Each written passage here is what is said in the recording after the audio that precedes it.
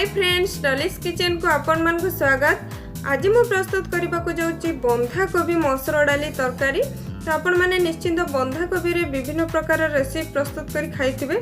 तो यही भाव में थरे बंधा कोबी रे मसुर डाली दे तरकारी प्रस्तुत करंतु, खाइबा पाई बहुत टेस्ट लागिवो, पुणी बिना पियाज रसुण रे। तो आपण मैंने आज रेसिपी को लास्ट पर्यंत देखंतु। पसंद आसले प्लीज लाइक शेयर सब्सक्राइब कर नियंतु। पाखे थे बेल आइकन को प्रेस कर नियंतु, जहाँद्वारा मो वीडियो नुआ नुआ नोटिफिकेशन आपण मानकु मिल जिवो। तो चलंतु आज रेसिपी को स्टार्ट करनबा। बंधाकोबी तरकारी पाई मुठी कौन सब परिबा नेछि। मुठी फाळे बंधाकोबी की पूरा चुन चुन करी काटी नेछि, आ दुईटी मीडियम साइज रा आलू को चोपा छोड़े करी छोट छोट पीस करी काटी नेछि, आ गोटे टमाटो नेछि। बस मो तरकारी पाई बस एतिकी परिबा नेछि। तो चलतु स्टार्ट करनबा। ये कड़ाई रे मु गोटे चमच सोरिष तेल देली। तेल गरम हो गला, ये परिबा सब पकईदब। तो जो मैंने आलू खाऊना तो आलू को ये स्किप करने। तो ये मु परिबा सब पकईदेली, आ टमाटो भी एका संगे पकईदेली। तो पकई दे सारापर आपको आम टे गोले दबा। तो मुझे परिबा को सब जाक गोले देली।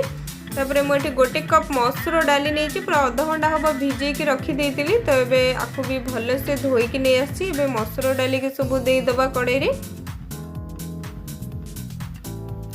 तो मुझे मसुर डाली पकईदेली। तापर ये दुईटी तेजपत्र नहीं, तेजपत्र को टिके छोट छोट पीस कर बड़ साइज थिला। तापर हाफ चमच हल्दी पाउडर पकई दूची।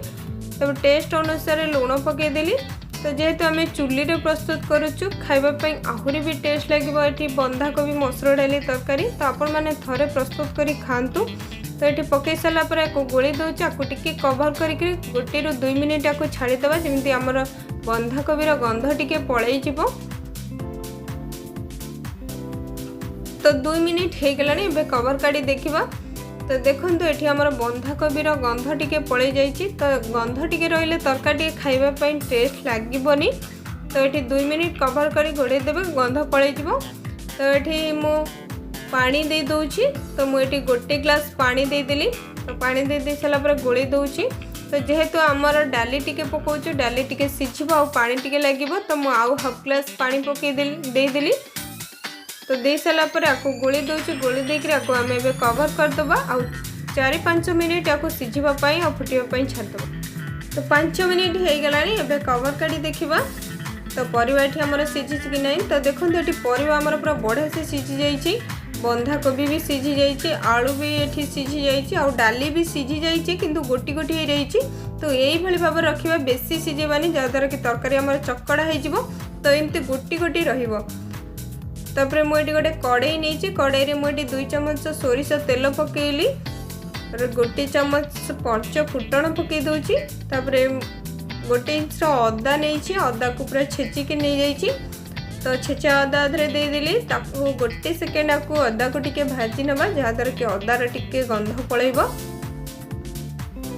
तो देखो ये आमर अदा हो गलानी।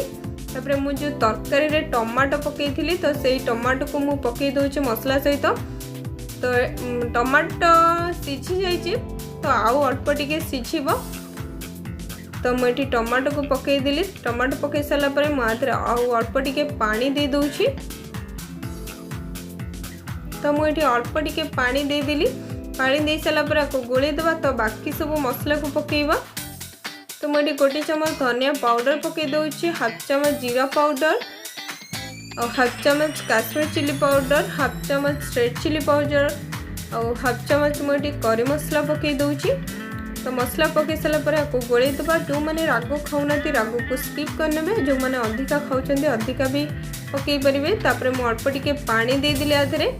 तो मसला को ये 1 ରୁ 2 मिनिट आपको भलसे कषि नवा। तो 2 मिनिट हो गलानी। तो देखो ये मसला आमर पूरा बढ़िया से कषि जाइए, और ऊपर पूरा तेल बाहरुची। तो ये स्टेज जाना जे आमर मसला पूरा कषि जाइए। तापर मु आउ टिके पानी देदेली, जहाँद्वारा मसला आमर तले लगिज, तरकारी आमर पीता लगे।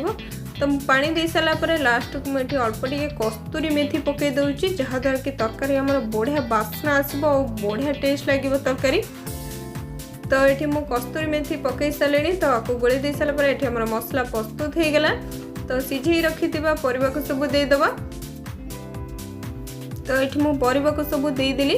ताकू गोली देवा गोली देकरी आउ टिके कवर कर दउची आउ गोटे 2 मिनिट छाड़ी देबा जहा द्वारा कि हमर मसला सहित तरकारी जेमिति मिसी छिबो।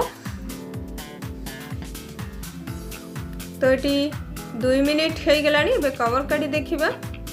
तो देखंतु एठी हमर पूरा बढ़िया से मसला सहित मिसी जाइची आ ग्रेवी भी हमर अल्प झोल रहिची बेसी झोल रखिबानी।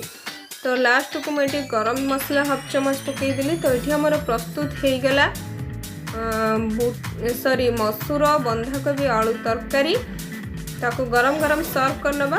तो मुझे गोटे प्लेट को काढ़ी नहीं जाऊँगी आपको भात रुटी परोटा पूरी जेकोसी दर खाईपर बहुत टेस्ट लगे। आपण मैंने निश्चय प्रस्तुत कर खातु समस्त को खातु केमी लगे मत कमेंट सेक्शन में निश्चय जनातु।